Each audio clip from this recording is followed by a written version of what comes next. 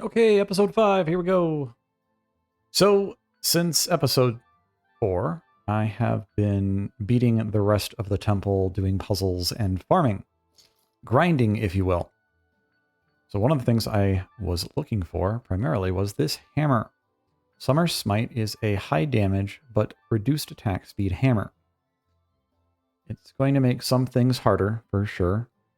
So it is pretty worthwhile to get the different hats and armors and crafting and stuff from the 3 different seasonal enemies. I guess there's really 6. So there's the summer, fall, and winter mage, and as well as the soldier for each one of those. So each one of them has different abilities such as life, energy regeneration, I think one is attack speed, some different things like that. I have kind of tried some different things. I've respecialized my character a bunch. So I've got the Empower ability, I've got the Barrier Bubble.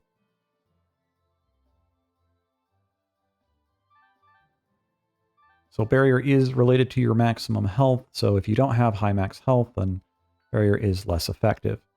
So something to note, I did respec into this magic attack. Knowledge is power.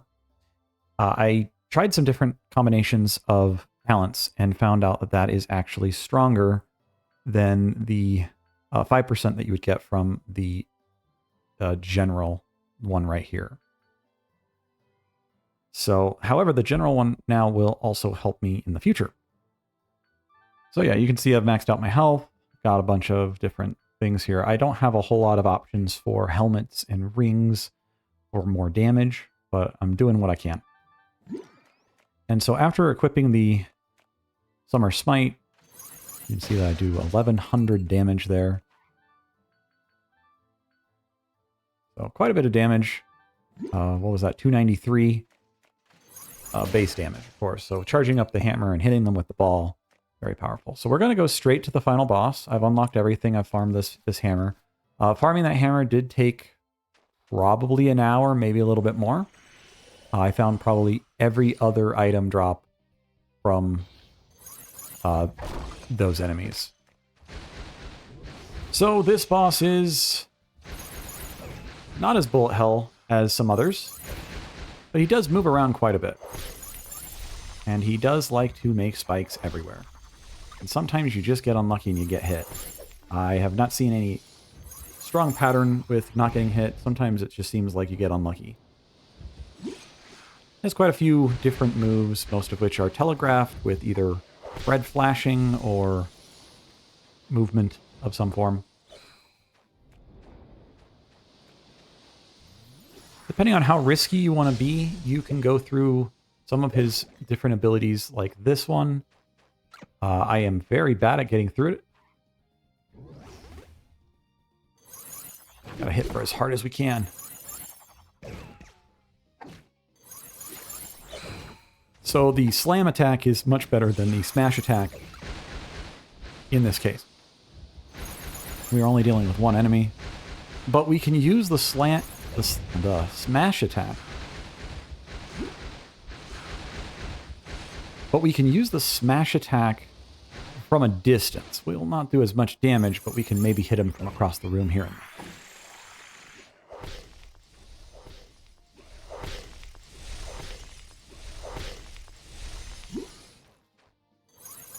He does go rage mode a couple different times. A couple different ways as well. The lower the health he is, the more chaotic this fight definitely becomes.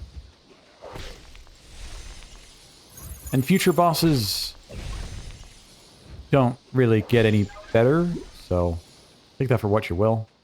Every boss is quite spammy, but relatively telegraphed. I feel like most bosses are pretty fair. Definitely challenging in some circumstances, but fair. So there we go. We got the red orb all the way across the room, and it did 2200 damage because it is the red orb versus the gray one.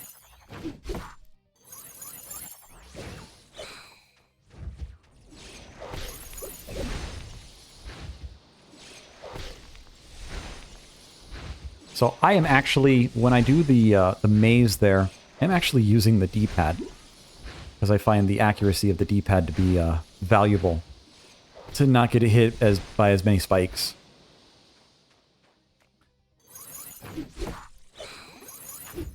I don't know about you, but I've seen a lot of other games where people, when they try to dodge something, whether it be a dodge roll in like Salt and Sanctuary or Dark Souls or something, they just over-defend, if you will.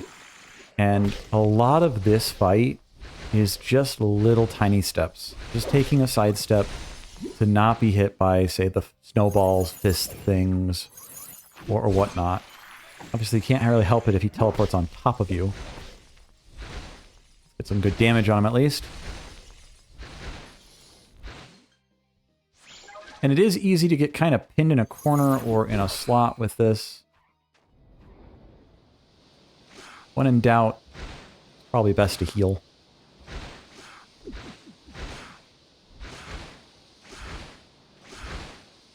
I do find this boss relatively enjoyable. Once you figure out its pattern, it's really not too crazy. Sometimes gets stuck in spots, though. Or at least I do.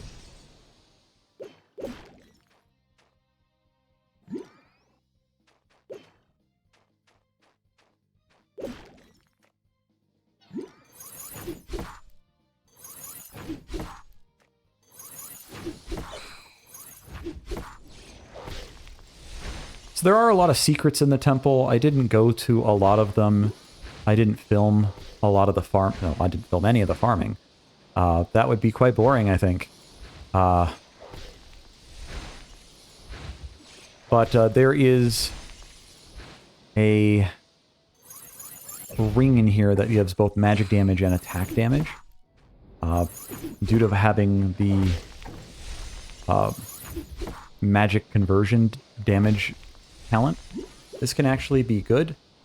It does end up being, at least at my current level, more damage than just a pure damage ring.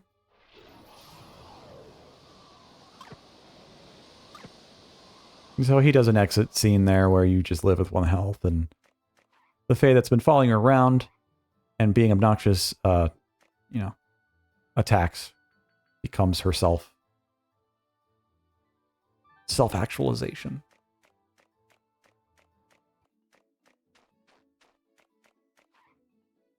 So if we head back into the village here, we'll kind of complete the quest here and talk to this other dude. There's someone hiding.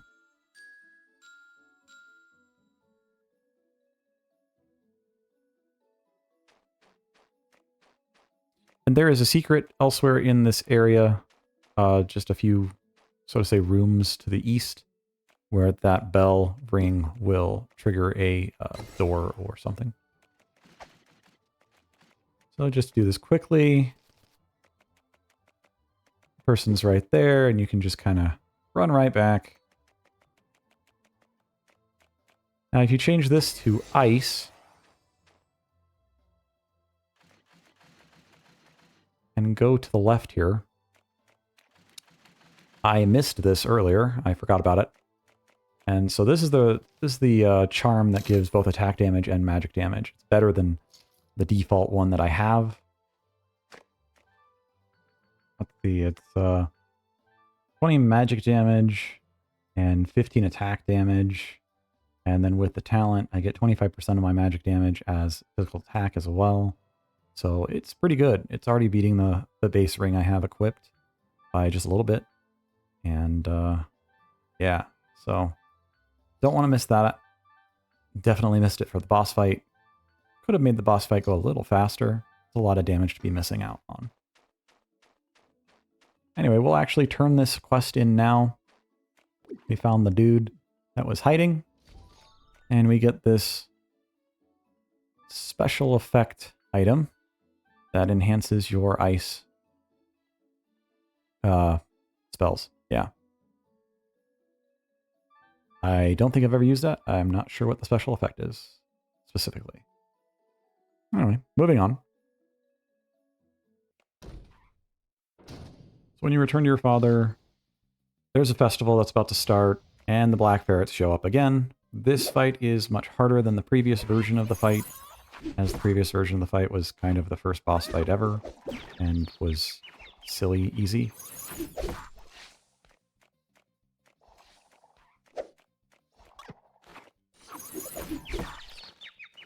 Dodges do come in handy. I do like having the 10% dodge chance. That wasn't always in the game. That was added at some point after I bought it. And since then I was really happy because it just makes it so some of the little things just feel good to get away with. Not a lot. 10%, definitely you can feel it, but it's not a lot and it takes 5 talent points.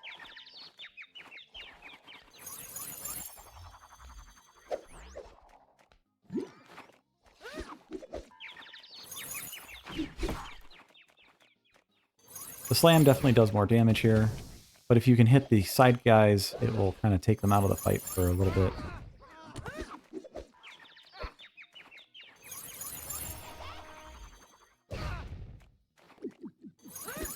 Not long, just a little bit.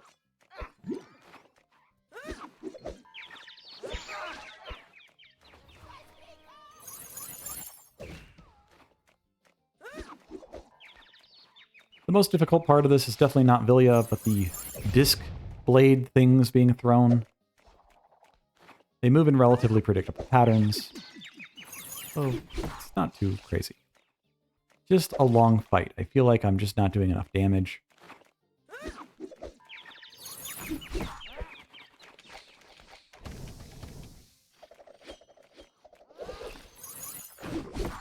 For that move, I would suggest kind of moving towards the center and then figuring out where Vilya is.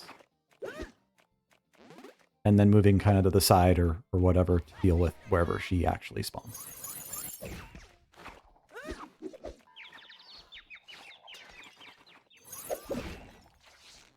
So this gets a little more intense.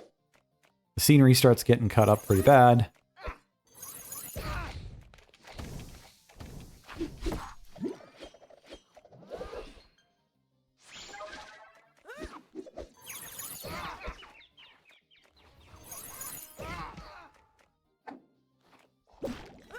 Almost there. I just cannot get hit here.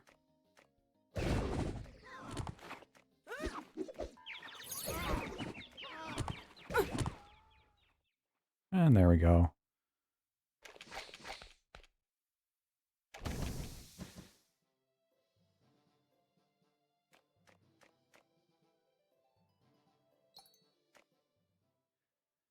Okay, I guess I'll go in here. The game will register my button presses. That'd be great.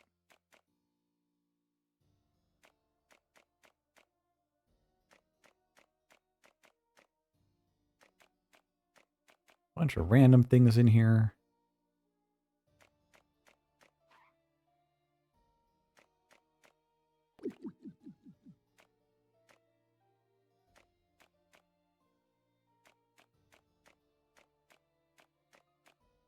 And of course, this one's the actual one that triggers the...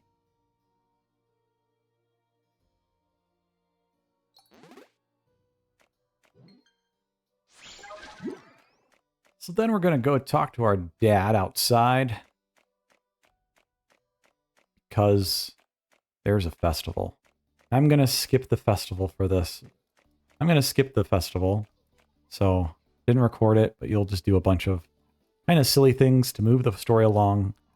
And then we'll move on to Mount Bloom.